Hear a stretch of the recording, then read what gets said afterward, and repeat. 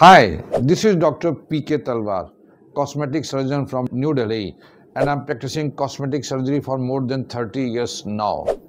Previously, I was attached to Apollo and Max hospitals, and now I'm running my own cosmetic laser surgery center at Greater Kailash Part 1, New Delhi. हमारे एक दर्शक हैं जिन्होंने rhinoplasty कराई हुई है और उससे शायद वो इतनी खुश नहीं हैं। अब वो ये जानना चाहती हैं कि क्या मैं इसमें जो थोड़ा बहुत इम्प्रूवमेंट कराने के लिए क्या मैं फिलर डलवा सकती हूँ या नहीं, और इज़ इट डेंजरस और नॉट। तो देखिए, ये दो अलग अलग क्वेश्चंस हैं, तो मैं उसको दो अलग अलग तरह से लूँगा, जैसे आपको उत्तर दूंगा।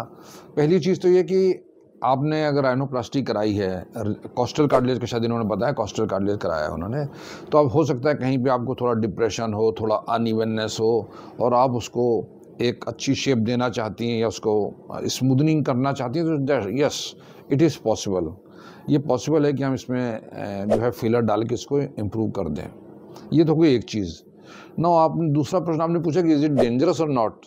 तो देखिए, मेडिकल साइंस में नथिंग इज़ फुल प्रूफ, ये आपको मान के चलना पड़ेगा। मैं हमेशा कहता हूँ कि कॉम्प्लिकेशन कहीं पर भी हो सकते हैं, किसी भी केस में हो सकता है, इसमें कोई डाउट नहीं है।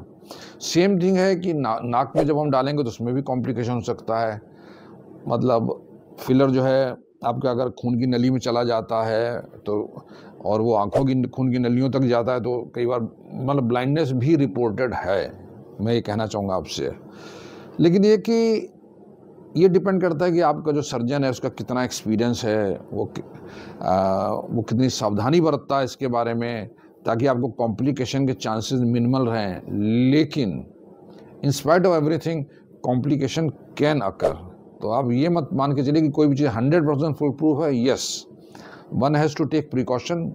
हम लोग उसमें प्रिकॉशन लेते हैं, सावधानी बरतते हैं ज़्यादा से ज़्यादा जो की जा सकती है, और उसके बाद फिलर डाले जा सकते हैं। मैं हर पेशेंट को बता देता हूँ ऑनेस्टली कि भाई अगर कोई कॉम्प्लिकेशन है तो उसकी क्या संभावना है। पेशेंट को मैं बोलता हूँ कि 2 से 3% किसी भी सर्जरी में आप जाएं तो इन्फेक्शन है, ब्लीडिंग है, फेलियर है, सब कोई भी कॉम्प्लिकेशन हो सकते हैं।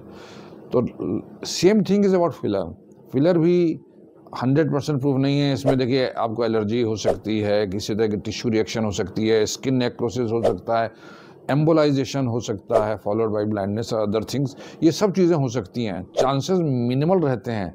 लेकिन एज ए डॉक्टर हमारा फ़र्ज़ है आप सच्चाई से परिचित कराना, और मैं इस बारे में हर तरह की ईमानदारी बरतने में ही विश्वास करता हूँ। तो मैं ये कहूँगा कि हाँ, कॉम्प्लिकेशन कैन अकर, लेकिन अगर डॉक्टर सावधानी लेता है और आप तैयार हैं इस प्रोसीजर के लिए, तो चांसेस मिनिमल हो जाते हैं कि भाई कोई ऐसा कोई कॉम्प्लिकेशन होगा। But yes, complications can occur. तो मैं जो कहना चाहता हूँ, मुझे उम्मीद है कि मैं कह सका हूँ, कन्वे कर सका हूँ आपको। In spite of that I will say कि हाँ, चांसेस मिनिमल है, लेकिन it is going to be your call. आपको डिसाइड करना है इस बारे में कि आपको क्या कराना है, क्या नहीं कराना है।